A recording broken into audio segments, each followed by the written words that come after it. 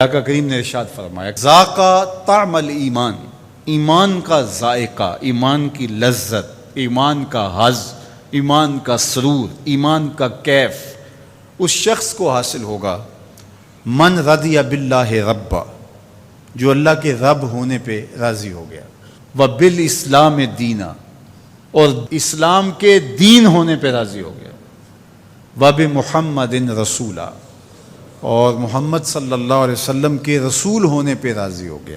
جس کو یہ تین چیزیں نصیب ہو گئی، ایمان کی لذت نصیب ہو گئی۔ اب اس رضا کا کیا معنی ہے؟ امام قرطبی علیہ رحمہ فرماتے ہیں اس کا ایک معنی عام ہے اور ایک معنی خاص ہے۔ معنی عام یہ ہے کہ اللہ کے رب ہونے پہ راضی ہونے کا مطلب اس کو رب مان لینا ہے۔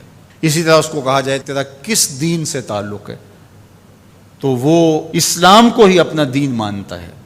اور جب اس کو کہا جائے کہ تیرا رسول کون ہے، تو اس کے لبوں پہ بغیر کسی تعمل کے، بغیر کسی تردد پہ نام حضور کا ہی آئے۔ تو یہ ہے اس کا معنی عام۔ لیکن یہاں جو ایمان کا ذائقہ، ایمان کا طعم حاصل ہونے کی بات کی گئی ہے، یہاں سے یہ معنی عام مراد نہیں ہے، یہاں معنی خاص مراد ہے۔ اور وہ کیا ہے؟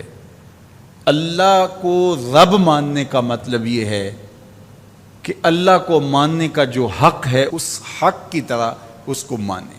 ایک ہے اللہ کو ماننا اور ایک ہے اللہ کی ماننا۔ تو جو اللہ کو تو مانتا ہے لیکن اس کے احکام کو نہیں مانتا، اس کے دیے گئے نظام کو عملاً قبول نہیں کرتا، تو پھر وہ ایمان کی لذت حاصل نہیں کر سکتا۔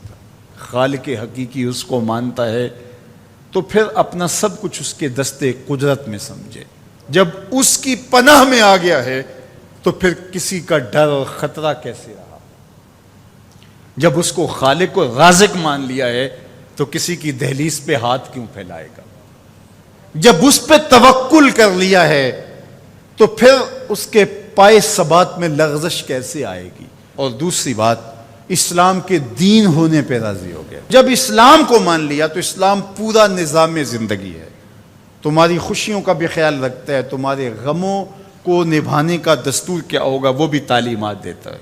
یہ نکاح ہم کر رہے ہیں شریعت کے مطابق اور یہ مسجد میں کر رہے ہیں، اور یہ جو بھنگڑا ڈال رہے ہیں یہ ہمارے خاندان اور قبیلے کے لوگوں کا تقاضا تھا، اور تم قبیلے کو بھی راضی رکھتے ہو، رب کو بھی راضی رکھتے ہو، ایسا تو نہیں ہوگا، ایک کو ہی راضی رکھنا پڑے گا۔ تو جب اسلام کو اس طرح مان لیا کہ جب بھی کوئی قدم اٹھانے لگے تو سوچا اسلام کیا کہتا ہے۔ اگر آپ کو اسلام میں سے اس کی تعلیمات نہ ملے تو پھر تو کہنا کہ اسلام کامل دین نہیں ہے۔ میں شادی کرنے جا رہا ہوں، یہ میرا ایک مسئلہ ہے، تو اسلام اس کے بارے بتاتا ہی کوئی نہیں۔ اسلام بتاتا ہے کہ تم نے رشتہ تلاش کیسے کرنا ہے، اسلام بتاتا ہے کہ تم نے پیغام نکاح کیسے بھیجنا ہے، اسلام بتاتا ہے کہ نکاح میں کتنے لوگ کم از کم شریک ہوں، گواہ کیسے ہوں، اسلام بتاتا ہے کہ تم اس کی خوشی کا اظہار کیسے کرو، جب نکاح کیا ہے تو اس وقت تم نے خرما کیسے لٹانے ہیں، اور شب زفاف کا صدقہ تم نے ولیمے کی صورت میں کیسے ادا کرنا ہے۔ اسلام تمہیں ایک ایک جزیہ بتاتا ہے۔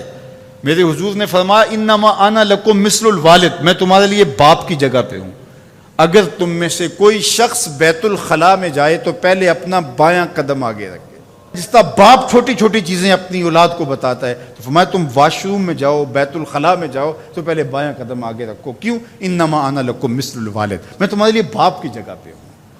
اللہ اکبر۔ تو جب اتنی چھوٹی چیزیں بھی، اتنی عام چیزیں بھی اسلام تمہیں بتاتا ہے تو پھر ضرورت کیا ہے کہ کسی اور دھرم کو دیکھیں، کسی رواج کو دیکھیں، کسی ازم کی طرف نظر اٹھائیں اور کسی کلچر اور تہذیب کا سہارا دیں؟ ہماری تہذیب بھی اسلام، ہمارا کلچر بھی اسلام، سب کچھ اسلام ہے۔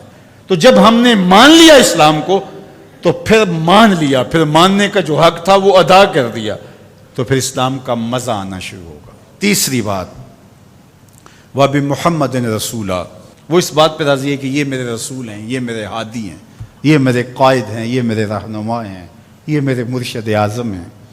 تو جب نظر ادھر جم گئی تو پھر کسی اور سمت نظر اٹھے گی؟ جب انہیں مان لیا، وہی ہادی و رہنما ہیں، وہی مقصود ہیں، وہ محبت کا مرکز ہیں، وہ عقیدتوں کا محور ہیں، ہر درد میں ہمارا دارو ہیں، علاج ہیں، چارہ ہیں، ہر مرض کی شفا ہیں، تو پھر کسی اور سمت نظر کیوں اٹھا کے دیکھیں گے؟ تو اگر ادھر ادھر بھی دیکھتے رہے اور کہا کہ نہیں ہم ادھر سے بھی کچھ لے لیں گے، تو اس طرح پھر ایمان کی لذت نصیب نہیں ہوگی۔ تو جب انہیں رسول مان لیا اور اس طرح مانا کہ انہیں مانا انہیں جانا، نہ رکھا غیر سے کام، انہیں مانا انہیں جانا، نہ رکھا غیر سے کام، للہ الحمد میں دنیا سے مسلمان گیا، پھر ایمان کا مزہ آئے گا نا، پھر ایمان کا سرور نظر آئے گا نا۔